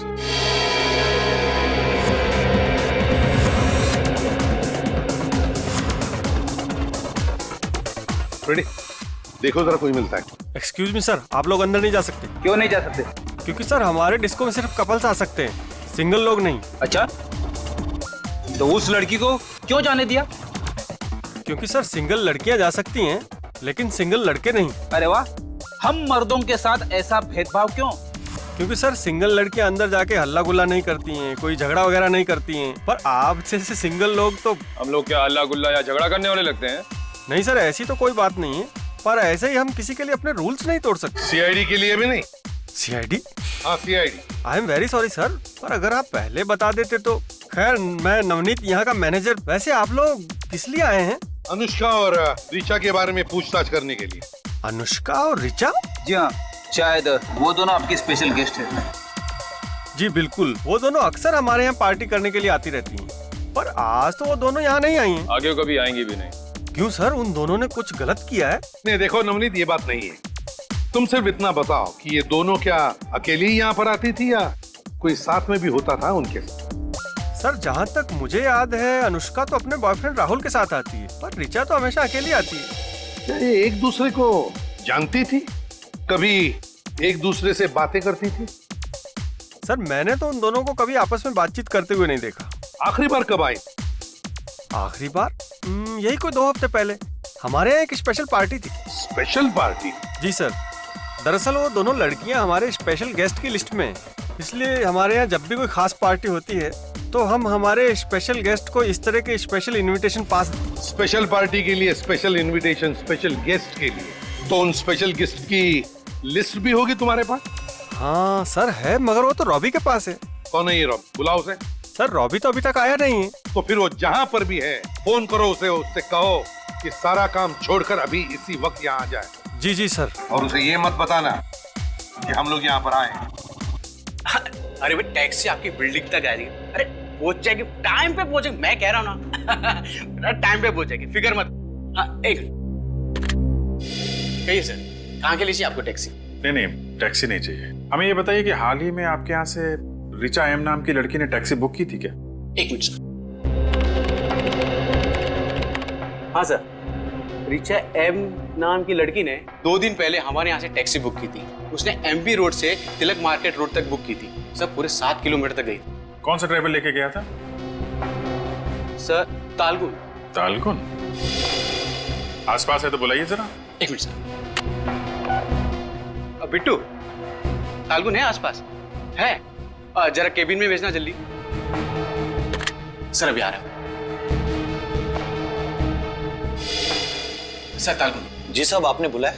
तालगुन ये बताओ, 2 दिन पहले यानी 25 तारीख को रिचा नाम की एक लड़की को तिलक मार्केट ले गए थे एमवी रोड से? रिचा तिलक मार्केट? जी हाँ साहब। तो रास्ते में वो किसी से मिली थी क्या, या फिर गाड़ी के अंदर किसी से फोन पे बात कर रही हो कुछ? नहीं साहब, फोन पर बात करते हुए मैंने नहीं सुना साहब। रास्ते पर चुपचाप बैठी थी और ना ही किसी मिली थी। अच्छा, कुछ घबराई हुई थी क्या? घबराई हुई तो नहीं लग रही थी साहब, लेकिन हाँ साहब, तिलक मार्केट जैसे हम पहुंचे किसी को ढूंढने लगी थी। ढूंढने लगी थी? अच्छा ठीक है, तुम जा सकते हो। जी सर। सर पैसे तो उसने तिलक मार्केट में किसी को दे दिए होंगे। मुझे लग रहा है सचिन, जिससे वो मार्केट में मिली थी वही उसका खूनी है। और कितनी देर लगेगी रॉबी को आने में? कभी भी आ सकता है सर। और वैसे आपने बताया नहीं कि बात क्या है? बात बहुत सीरियस है नवनीत। रिचा और अनुष्का दोनों के खून हो गए। खून? व्हाट? खून? अरे रॉबी तुम आ गए? सर आप, ये लोग सीआईडी से? सीआईडी?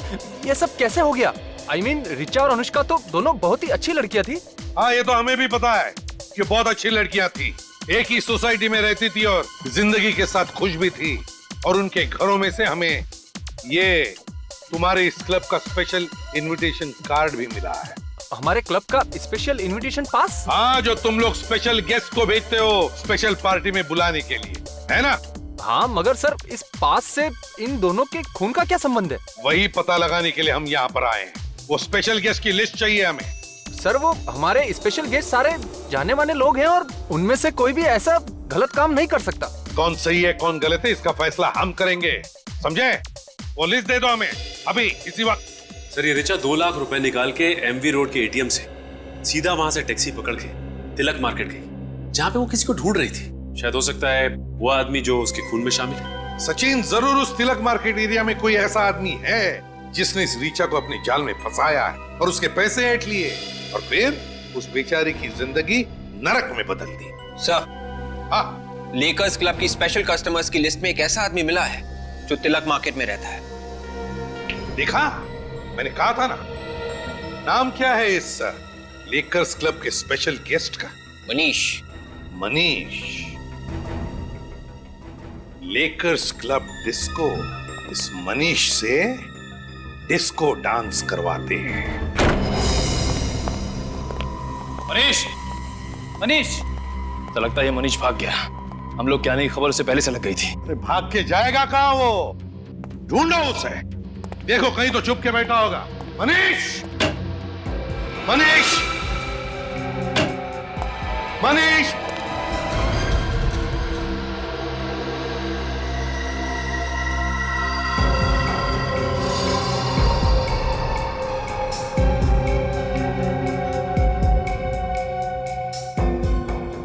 गले में निशान है। इस निशान को देख के लगता है कि मनीष ने खुद अपने आप को फांसी लगा ली है। सर बॉडी पे स्क्रैचेस या किसी भी स्ट्रगल के निशान नहीं है। वही तो, पलटाओ जरा इसे। इस केस में खून और आत्महत्या दोनों का फर्क ही मिटा दिया है। इन तीनों लाशों को देख के तो लगता है कि ये आत्महत्या है, लेकिन दिल मानने को तैयार नहीं है। दिल कहता है कि ये तीनों के तीनों खून है खून। किसी चालाक खूनी ने ये खून किए। पर सर अगर ऋचा और अनुष्का का खून पैसे के लिए हुआ है तो फिर मनीष को क्यों मारा? शायद आत्महत्या ही की हो मनीष ने। हाँ सर, कई बार लोग जुर्म के बोझ तले दब जाते और प्रायश्चित करने के लिए आत्महत्या कर लेते हैं सर। हाँ फ्रेडी, होता है ऐसे कभी कभी जिंदगी में।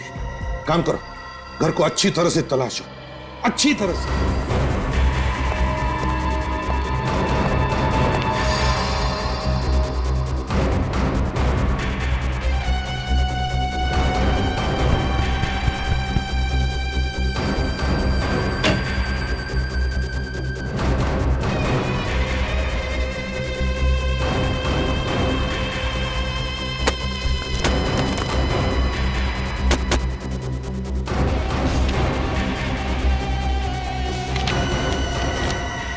फोटो के टुकड़े।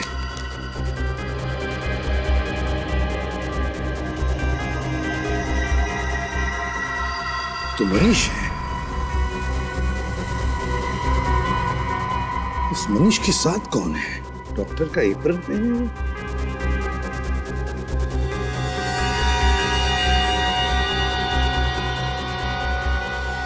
ये कौन हो सकता है? डॉक्टर साक्षी। डायरी? मनीष, डॉक्टर साक्षी और मनीष, ये फोटो फाड़े क्यों? सर, ये डायरी मिली है। Diary? Patients list recommended to doctor Sakshi. यही तो है डॉक्टर साक्षी। पेशेंट्स की लिस्ट में अनुष्का, ऋचा, अनुष्का और ऋचा पेशेंट के लिस्ट में। रेडी, समझ गया। अनुष्का और ऋचा के बीच का संबंध मिल गया, कनेक्शन मिल गया। वो एक्स फैक्टर इन दोनों के बीच में जो है, ये डॉक्टर साक्षी।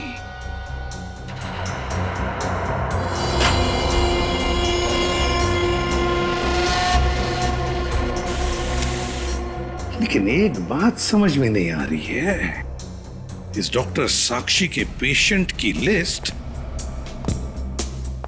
इस मनीष के घर में कैसे है और क्यों? और ये साक्षी है कौन? सर, हाँ सर, 1 लाख रुपए मिले सूटकेस में।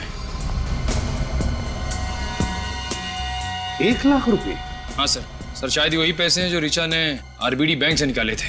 हाँ निखिल, यही पैसे लेकर वो तिलक मार्केट आ गई इस मनीष को पैसे देने के लिए। मगर अभिजीत सर ने कहा था कि ऋचा ने बैंक में से 2 लाख रुपए निकाले थे। ये तो 1 लाख ही है। समझ गए फ्रेडी, समझ गए हम। 2 लाख में से आधे पैसे, 1 लाख रुपए मनीष ने अपने लिए रखे और ये बचा हुआ आधा हिस्सा वो इस डॉक्टर साक्षी को देने वाला था। इस डॉक्टर साक्षी की पूरी कुंडली निकालो। जी कहिए। हम लोग सीआईडी से। सीआईडी यहाँ? जी हाँ, हमें आपसे कुछ पूछताछ करनी है। श्योर। अच्छा, आप ये बता सकते हैं कि इस शहर में डॉक्टर साक्षी नाम के कितनी डॉक्टर्स हैं और उनके क्लिनिक कहाँ? Just 1 minute. I am sorry officer, लेकिन डॉक्टर साक्षी नाम की कोई भी डॉक्टर इस शहर में नहीं है। हाँ, डॉक्टर शिवानी है। देखिए, हम डॉक्टर शिवानी को नहीं, डॉक्टर साक्षी को ही ढूंढ रहे हैं। अच्छा, इस फोटो को ध्यान से देखिए। ये है डॉक्टर साक्षी। ये डॉक्टर साक्षी नहीं, डॉक्टर रोशनी है। क्या? ये डॉक्टर रोशनी है? जी हाँ, इन्हें कैसे भूल सकता हूँ। इसका लाइसेंस कैंसिल कर दिया गया था। लाइसेंस कैंसिल कर दिया था? क्यों? क्योंकि ये बिना अथॉरिटी के पेशेंट्स के ऊपर क्लिनिकल हिप्नोसिस आजमा रही। Clinical hypnosis? जी। डॉक्टर साक्षी का एड्रेस होगा ना आपके पास? हेलो। हाँ भेज दो, जल्दी भेज। बड़े भैया, आइए। Doctor, thank you so much. आपने इतने कम वक्त में हमें बुला लिया। Thank you so much. देखिए, आपकी जो भी प्रॉब्लम्स हैं जल्दी बताइए, मेरे पास वक्त नहीं है। देखिए, प्रॉब्लम मुझे नहीं है, प्रॉब्लम इन्हें है। इन्हें? जी हाँ, ये मेरे बड़े भैया है। बड़े भैया?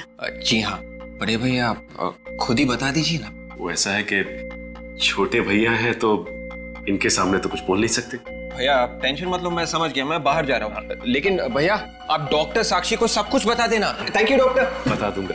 आइए बैठिए।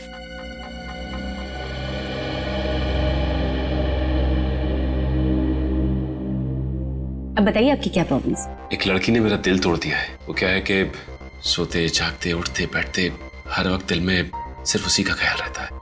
ओह, यही प्रॉब्लम है आपकी? जी वैसे आपके पास इसका इलाज तो होगा ना? उस लड़की की सारी यादें मेरे दिमाग से हमेशा हमेशा के लिए निकाल दें और जिससे मैं सब कुछ भुला के एक नई जिंदगी शुरू कर सकूं। एक मिनट, आपसे ये किसने कहा कि मैं ऐसा कुछ कर सकती? अरे मैडम, मैंने आपकी काफी तारीफें सुनी। आपके पास तो दिमाग की बीमारी का हर इलाज है और मुझे पूरा यकीन है कि आप मेरा इलाज भी कर सकती हैं। जी, मैं आपका इलाज कर सकती हूँ। ये हुई ना बात।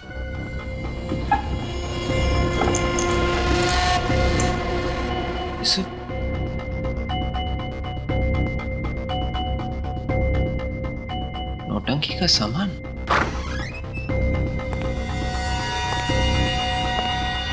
काम हो गया। जिन सबूतों की तलाश में हम लोग आए थे वो सारे सबूत मिल गए हैं। हमने यहाँ आके अपना समय बर्बाद किया है। डॉक्टर साक्षी और उनके क्लिनिक का तीनों के खून से कोई लेना देना नहीं। आप ऐसा क्यों कह रहे हैं? ये नौटंकी का सामान मिला है और ये फोटो देखिए। बेबुनियाद सबूत इकट्ठे करके साक्षी को फंसाने की कोशिश मत करो। असली खूनी को ढूंढो। लेकिन ये जो सबूत मिले हैं ये यही साबित करते हैं कि डॉक्टर साक्षी खूनी है। तुम मेरे जूनियर हो, जुबान मत चलाओ मुझसे। मैं इस तरह से काम नहीं कर सकता। मैं घर जा रहा हूँ, तुम भी जाओ। सर, ये देखिए सर, ये वही सारा नौटंकी का सामान है जिसे पहनकर वो आदमी बैंक गया था। कहां से मिला है तुम्हें? डॉक्टर साक्षी के क्लिनिक में से। क्या कहा? डॉक्टर साक्षी के क्लिनिक से? जी सर। तो क्या डॉक्टर साक्षी? हाँ सर, मगर सर सचिन सर मानने को तैयार ही नहीं है कि डॉक्टर साक्षी खूनी है। ये भी तो हो सकता है कि खूनी कोई दूसरा हो और वो डॉक्टर साक्षी को फंसाना चाहता है।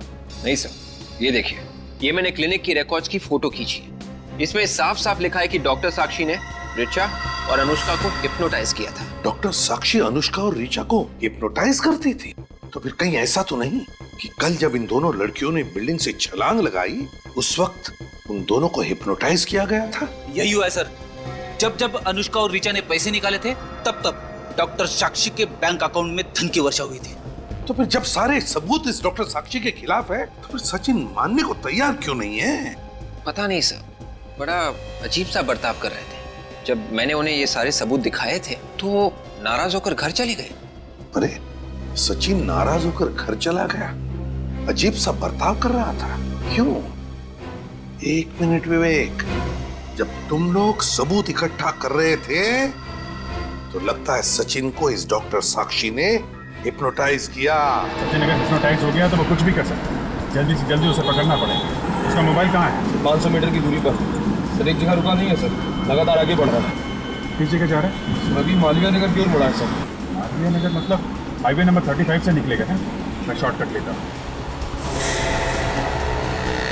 जैसे जैसे घड़ी की सुइयां बढ़ती जा रही हैं खतरा बढ़ता जा रहा है। सर सचिन सर का फोन अभी मालवीय नगर से निकला सर।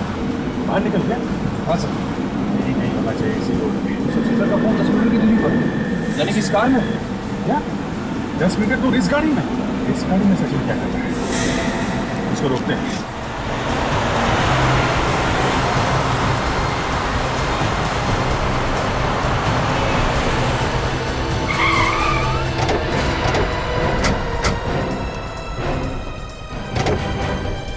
क्या बदतमीजी है ये?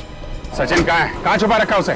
जैसे को तैसा दिया, उसके नहले पे दहला फेंका। मालूम है ना तुम किससे टक्कर ले रही हो? आपको पता है आप किससे टक्कर ले रही? क्या सोचा था कि बेवकूफ सचिन मरीज की एक्टिंग करके मुझे उल्लू बना देगा? देखो मैं पूछ रहा हूँ सचिन कहाँ है?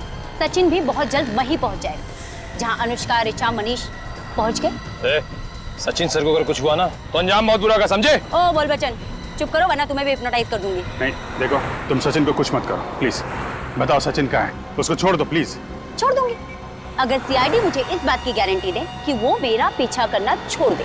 ठीक है, हम तुम्हें जाने देंगे, लेकिन अब तो बताओ सचिन कहाँ है?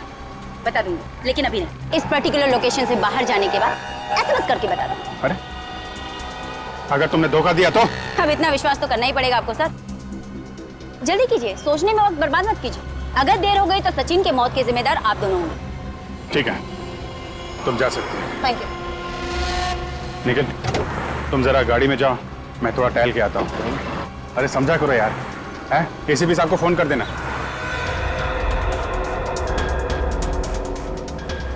सर, हमने साक्षी को छोड़ के बहुत बड़ी गलती की है सर। एक मिनट, सचिन की जान को खतरा है, उसे बचाना सबसे जरूरी है, समझे?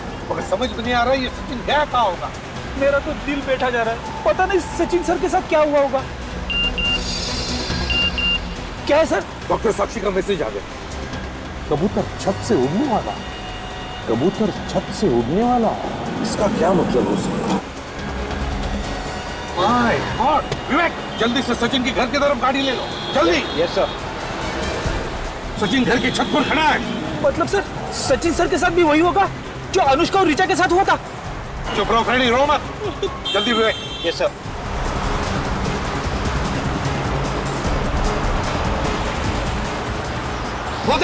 वो देखो सचिन। रुक जाओ।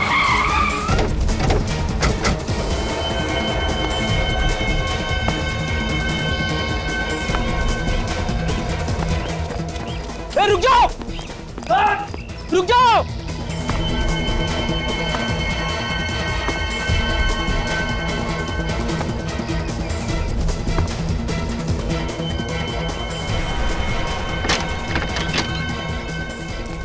सचिन, सचिन, नीचे उतरो।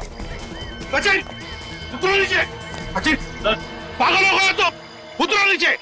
मैं अपने आप को बहुत हल्का महसूस कर रहा हूँ। ऐसा लगता है कि इन पक्षियों की तरह आसमान में उड़ जाऊं। देखो सचिन, तुम्हारा दिमाग ठिकाने पर नहीं है, उतरो नीचे। And that's an order. मैं इन सारी चीजों से बहुत आगे निकल चुका हूँ। माय गॉड, अब इस जीवन में मेरा कोई काम नहीं। देखो सचिन, मैं जा रहा हूँ।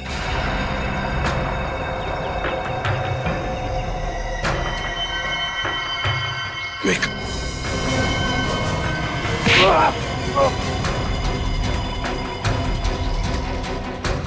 छोड़ो, छोड़ो मुझे।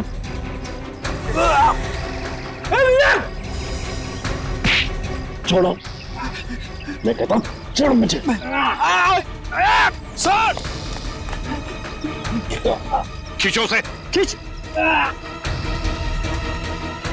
संभल के, तुम छोड़ो मुझे। सचिन, बात सुनो मेरी। छोड़ो, मैं आजाद होना चाहता हूँ। सचिन, क्या कर रहे हो तुम?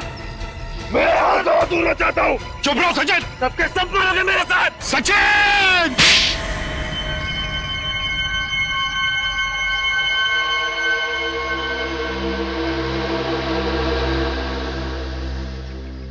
सर, आप यहाँ पे?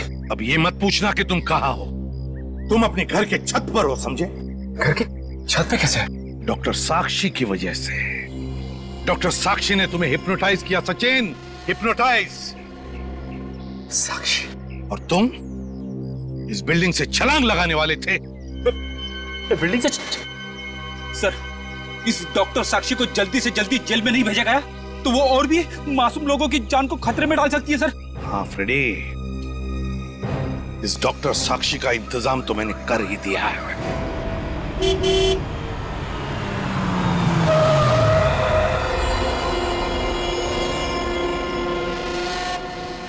जल्दी खोलिए। जितनी जल्दी इन सीआईडी वालों से दूर चले जाओ, जान छूटे।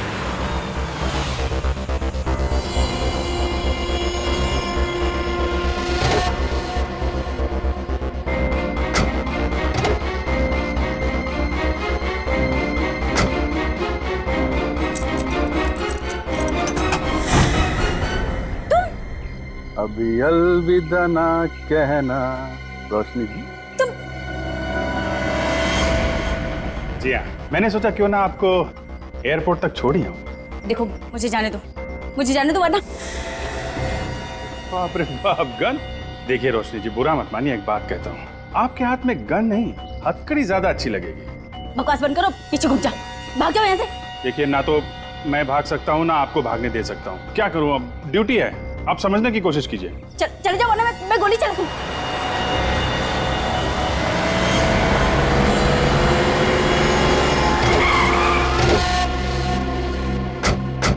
एक और खून करने निकली थी। खून? किसका खून? किसका खून? अरे मेरा खून। गोली में चलाई, मैं सब बताती हूँ। मैं सब बताती हूँ। बस बस, हाँ? एक ही गोली की आवाज सुन के ये तो सुधर गई अभी ये। तो रोशनी जी और साक्षी जी, आपकी भलाई इसी में है कि जो आप बताना चाहती हैं बताइए। Please continue. 7 साल कड़ी मेहनत करके डॉक्टर बनी थी मैं, और उन लोगों ने मुझसे मेरा लाइसेंस छीन लिया, मेरी डिग्री छीन ली। तो क्या गलत किया उन्होंने? हाँ? अपने मरीजों का इलाज करने के लिए तुमने हिप्नोटिज्म का इस्तेमाल किया, मगर क्या हिप्नोटिज्म में काबिल होने के लिए तुमने उसकी पढ़ाई की थी? उसमें डिग्री पाई? नहीं। हाँ, डिग्री नहीं थी मेरे पास, तो क्या? मैंने चार सबूत दिए कि मैं हिप्नोटाइज करके क्या क्या कर सकती हूँ। अनुष्का, ऋचा, मनीष, सचिन, इनके साथ जो किया, क्या मेरी काबिलियत साबित करने के लिए काफी नहीं था? हिप्नोटिज्म में अपनी काबिलियत साबित करने के लिए तुमने 3 खून किए हैं। 3 खून, बहुत बड़ा गुनाह किया है तुमने, और इसके लिए सिर्फ एक ही सजा है, फांसी।